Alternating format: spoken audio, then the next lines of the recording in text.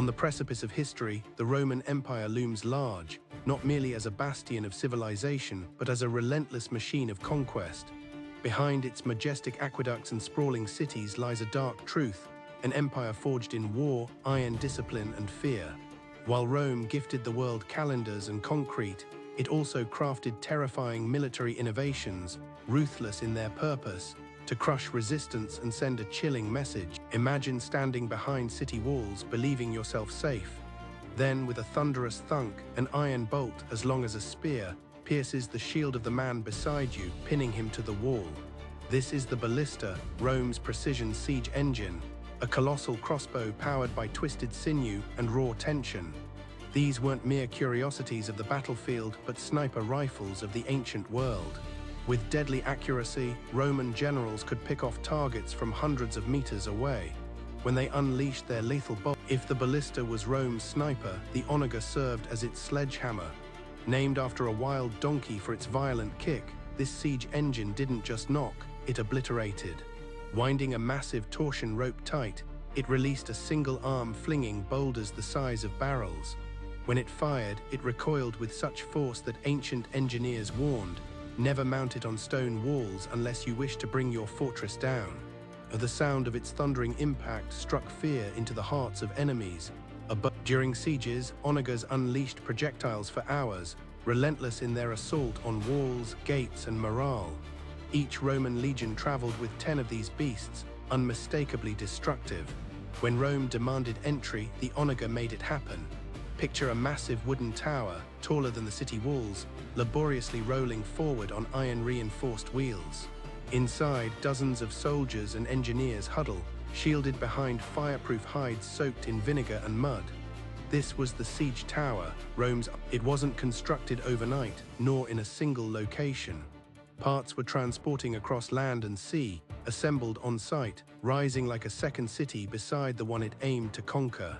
As it approached, archers unleashed volleys downward, while engineers extended a battering ram, pounding at the gate relentlessly.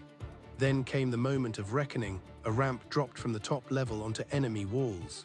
Roman soldiers surged across, transforming. During the siege of Masada in Judea, Roman engineers constructed a ramp so massive that it remains today. A mountain of war meant to demonstrate that Rome did not wait for surrender, but built the road to victory. The battering ram is one of the oldest tools of war, a log swinging with enough force to break through anything. Yet Rome elevated it into a formidable siege machine, replete with rhythm. Visualize a massive beam capped in iron, suspended by chains inside a rolling shed named tortus, Latin for tortoise. Covered in fire-resistant hides, it shielded a dozen or more soldiers who swung the ram like a pendulum. Each strike was not random chaos, it was a coordinated assault. The beam crashed into gates repeatedly, splintering stone and wood alike. Roman law dictated that the first hit marked the end of mercy. Once the ram struck, total war. Cities understood the ram's grim significance. If it touched your gate, the siege had begun. The Roman Empire, built not just with stone and strategy, but with efficient steel-wielded weapons that redefined combat. Enter the gladius hispanis, a weapon so effective it didn't merely kill, it transformed warfare itself. At roughly 2 feet long and double-edged, it was designed. The gladius turned Roman soldiers into human pistons of destruction. Originally borrowed from Iberian tribes, Rome refined its design, standardizing its shape and balance. On the battlefield, legions advanced like a wall of iron, shields locked and steps synchronized. Each soldier thrust forward in perfect rhythm. The gladius pierced through armor and flesh, while other armies swung wildly. Romans aimed for efficiency, delivering max. When executed flawlessly, a Roman line could decimate foes before they even realized they were in battle. This is why every legionnaire carried a gladius, not just a weapon, but a symbol of Roman discipline and dominance. The pilum was more than a spear, it was a psychological weapon, crafted to ruin the enemy's day and shield. About 7 feet long, with a slender iron shank, it was thrown. Unlike typical javelins, the pilum had a cruel trick. Upon impact, it bent, rendering the enemy's shield useless. The enemy faced 2 grim choices: abandon their shield or fight with an ineffective one. The Roman soldier gained the upper hand. At the Battle of Alesia, Caesar's legions unleashed their pilum against Vercingetorix's Gauls, decimating their defenses. Roman soldiers often carried two pilum. The first disrupted enemy formations, while the second ensured they remained shattered. Brutal and brilliantly designed, the pilum shattered defenses before the real fight even began. On land, Rome was unstoppable. At sea, they struggled until they unleashed a vicious innovation: the corvus, a spiked boarding bridge. During the First Punic War, Rome confronted Carthage's superior navy, but the Romans were infantrymen, not sailors. They did what they did best: change the rules. The corvus was a 36-foot gangplank with a vicious iron spike at its end. As Roman ships approached their enemy, they dropped the corvus. No longer was this a sea battle, it became hand-to-hand combat on water. Legionnaires charged across the bridge, sword drawn, shield raised. It worked. Rome captured numerous Carthaginian ships, turning the tide of naval supremacy. The corvus wasn't elegant, it was brutal, awkward, and wildly effective. It served as a reminder: you don't outplay Rome, you survive. Having seen how Rome fought, one must wonder, how did they sleep in enemy territory without losing momentum? The answer lies in their nightly fortifications. Enter the castra, Rome's modular military camp, pre-designed, grid-patterned, and shockingly efficient. When a legion halted, soldiers didn't rest. They dug trenches, raised palisades, and laid out roads. Gates faced every direction, command tents were centrally located, while barracks, storage, and watchtowers stood arranged like clockwork. These weren't mere tents. They were instant cities, organized, defensible, identical from Gaul to Judea.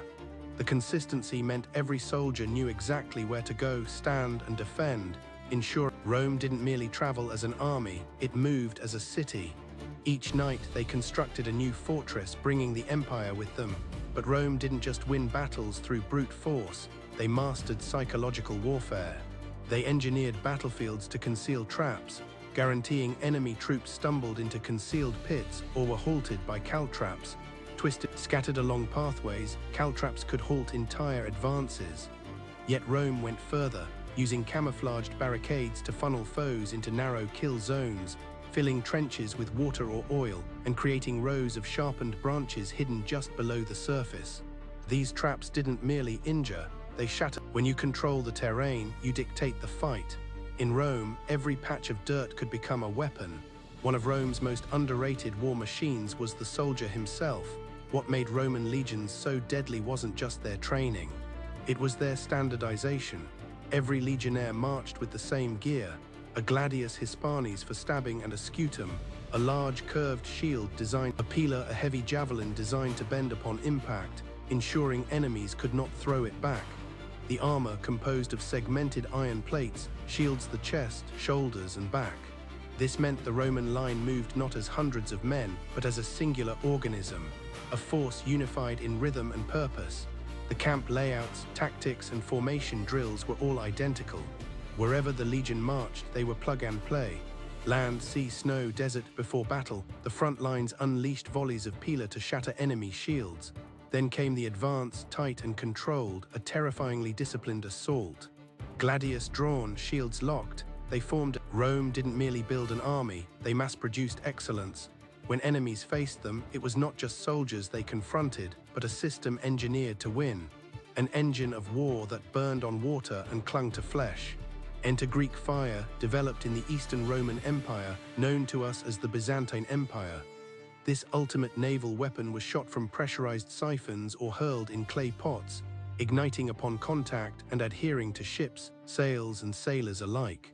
During the siege of Constantinople, the Byzantines wielded Greek fire against a massive Arab fleet. As enemy ships advanced under the cover of darkness, Byzantine fire ships unleashed jets of liquid. Terrified, enemies leapt into the sea, only to find that the fire followed them. Greek fire defied the elements, it did not extinguish with water. Buckets, sand, even vinegar were sometimes employed if there was time to spare. Its exact formula remains a mystery, tightly guarded, fading with the empire itself. Historians suspect a mix of naphtha, pine resin, and sulfur, but certainty eludes them. Greek fire transcended mere weaponry. It became terror on the tide. We remember Rome for its grandeur, the marble forums, aqueducts, and philosophies. Yet beneath that facade lay a darker truth. An empire forged for conquest, their roads led not merely to cities but to battlefields. Architects crafted temples, but also siege towers, rams, and war machines. Engineers mastered water, but also the art of destruction. All of this, the discipline, the innovation, the brutal efficiency, served a purpose. Not just for glory, but for survival, for domination, sending. In Rome, every invention held significance, and often that significance was war. The relentless drive for supremacy defined their legacy, a reminder that beneath the surface of civilization lies the machinery of conflict, ever turning, ever ready. In the shadow of their achievements, the world watched, knowing that to stand against Rome was to challenge a force unlike any